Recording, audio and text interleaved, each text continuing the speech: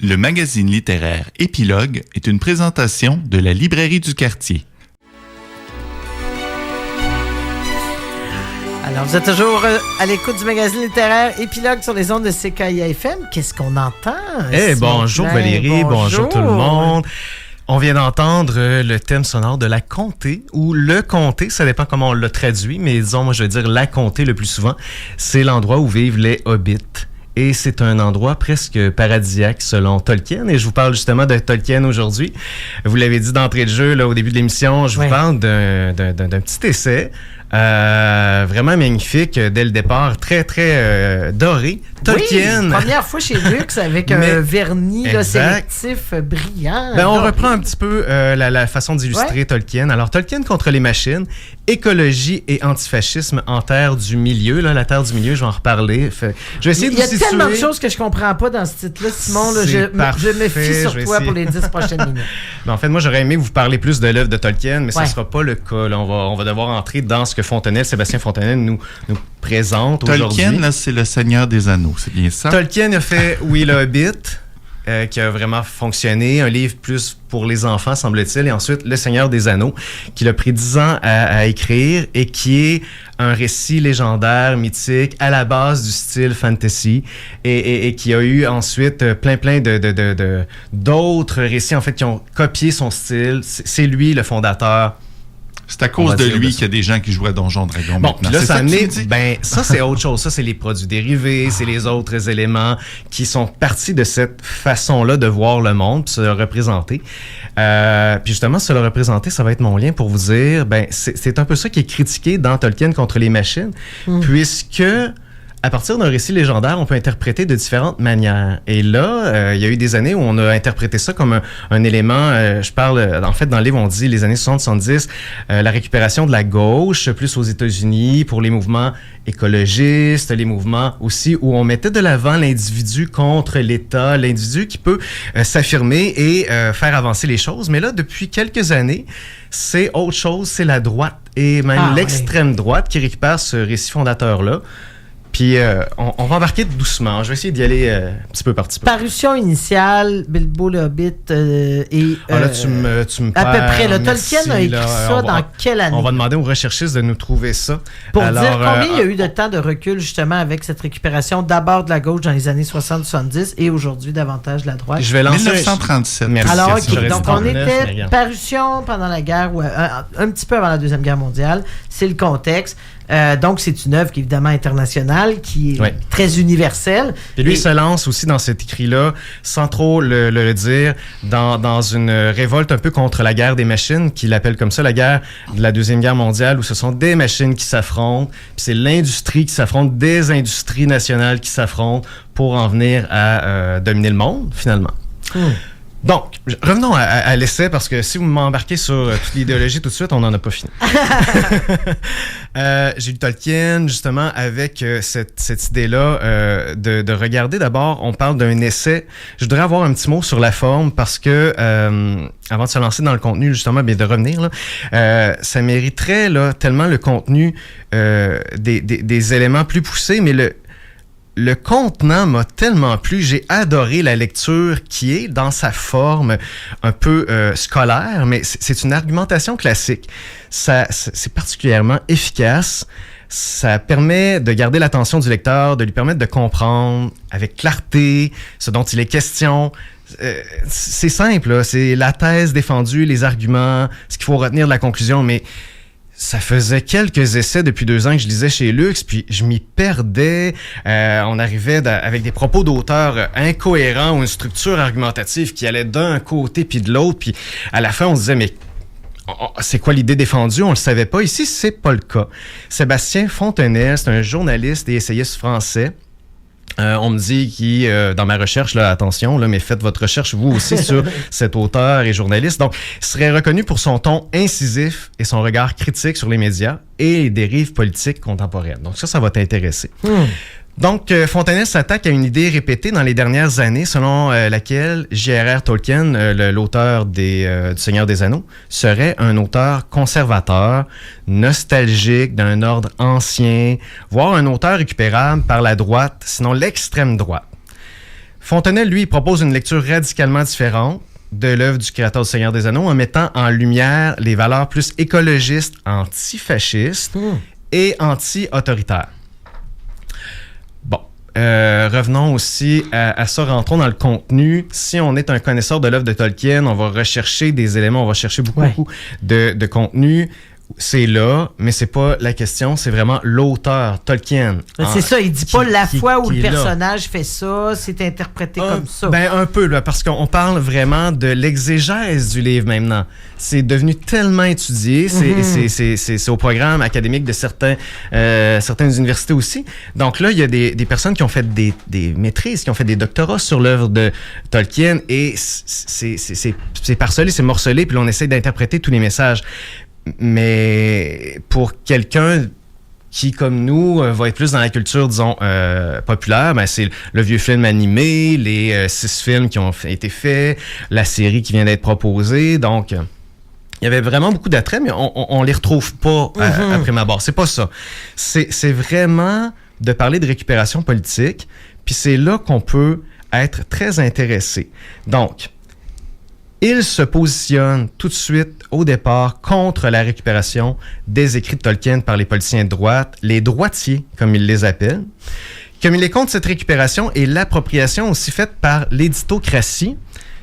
Il confronte d'ailleurs notre cher compatriote, je dis compatriote en tout cas, Mathieu Bock-Côté, sur son usage excessif et erroné, selon Fontenelle, de l'œuvre de Tolkien, qui est tout sauf une justification des bienfaits, des raisonnements et de l'idéologie droitière. Donc, l'éditocratie, là, Valérie, je suis sûr que je ne te perds pas, mais pour certains, on parle du pouvoir excessif des éditorialistes, des chroniqueurs médiatiques, qui souvent, sans expertise particulière, influencent fortement le débat public. Puis, on se demande pourquoi maintenant. Mais bon, s'ils font leur travail, est-ce qu'ils ont la vérité? C'est le sens critique qu'il faut développer. Pour Fontenelle, l'univers de Tolkien dénonce avec force les dérives du pouvoir qu'il présente comme fondamentalement autoritaires. Les formes les plus brutales de ce pouvoir-là, puis là, je vais vous perdre un peu, mais incarnées par des figures comme Sauron, le Seigneur des Ténèbres, ou Saruman, le sorcier corrompu par Sauron, puis déchu, non, sont directement responsables des ravages qui frappent. Désespérés. Je parle à ceux-là qui connaissent ça. C'est le monsieur avec les cheveux blancs, c'est ça? Oui, ben c'est un des sorciers, là. Alors, voilà. Les ravages qui frappent la Terre du Milieu par ces êtres-là, la Terre du Milieu étant justement le presque continent où a lieu toutes les histoires de Tolkien. Donc, à la recherche de repères culturels, certains idéologues proches de l'extrême droite tentent de faire de Tolkien une figure emblématique de ça, mais tentent de s'approprier cet imaginaire. Mais s'accaparer ça, ce serait paradoxal selon Fontenelle, car il défend dans plein de lettres aussi, mais dans ses écrits, des valeurs vraiment opposées. On va les aborder rapidement. D'abord, une écologie avant l'heure. Et ça fait partie de ces arguments qui sont répétés. Fontenelle insiste sur le fait que Tolkien a une sensibilité écologique très forte dès le départ, même si c'était pas un terme à la mode, l'écologie. Il évoque notamment les Ents, des créatures mi-humaines, mi-arbres, qui se soulèvent contre la destruction de leur monde, contre la machine, contre l'industrie, qui vont aller détruire Saruman. C'est un discours écologique. C'est les arbres. C'est les arbres qui eux-mêmes se déracinent et vont attaquer la machine. Très intéressant. Donc, ça célèbre, selon Fontenelle, une nature vivante, autonome, menacée par les logiques de production. Ensuite, il y a aussi une critique du pouvoir et du fascisme. L'essai montre comment les figures du mal, que j'ai nommées tout à l'heure, représentent des formes de pouvoir totalitaire, centralisé, technocratique. Effectivement, c'est comme ça que c'est présenté. À l'inverse, les héros de Tolkien, là, les hobbits, les plus petits hommes, les Rohirrim, les humains, les elfes, les nains, eux, ils incarnent des valeurs de résistance, de solidarité, de décentralisation. Fontenelle, il voit même une critique du fascisme, il voit une critique du fascisme, mais il voit même plus que ça, ce qui est à l'encontre de toute la vision extrême droite en ce temps-ci, c'est une défense de la diversité et de l'autonomie des peuples. Tous ces peuples-là collaborent pour arriver à un but commun, la destruction de l'anneau, mais la destruction surtout du mal qui va ronger tout leur pays. Enfin, le dernier élément qui revient souvent aussi, Ça, c'est une petite critique. Il y a un peu de répétition dans le livre, mais c'est correct pour enfoncer le clou comme il faut dans les arguments. C'est l'aspect de la lenteur comme résistance, la simplicité aussi qui est un des arguments. Parce que les hobbits, les héros centraux des livres, ils vivent dans une société rurale, paisible, loin des ambitions impérialistes. Donc, pour Fontenelle, il dit c'est une critique du monde moderne, de sa frénésie, de sa course à la productivité. C'est une invitation aussi à repenser notre rapport au temps et au progrès. Alors, très stimulant. Pour terminer, peut-être, disons qu'il faut faire attention de ne pas donner un sens trop large au récit littéraire, comme dans tout récit littéraire. Alors, on peut en faire des adeptes puis dire, ben là, il y a quelque chose de culte, attention.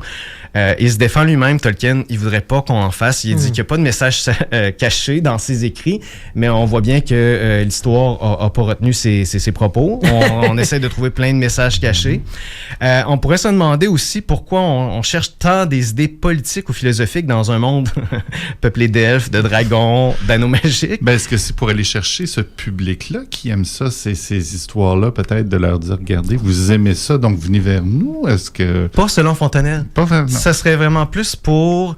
c'est dans la force de ce récit légendaire-là, puis mythique, qui vient mettre en récit notre propre vie, nos propres sociétés, nos propres luttes, et qui dit...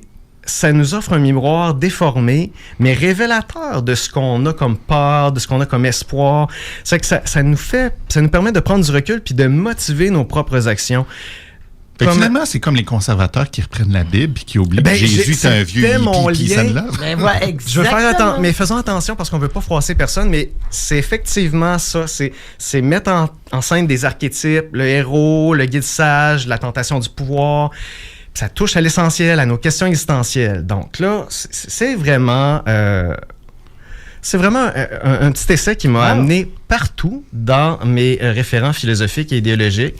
Et c'est de se dire, comme Fontenelle voudrait le faire, c'est une invitation donc à redécouvrir l'auteur lui-même, de pas le voir comme un nostalgique du passé, mais comme peut-être un visionnaire inquiet du futur à ce moment-là. Il y a quand même des écrits qui nous prouvent qu'il l'était.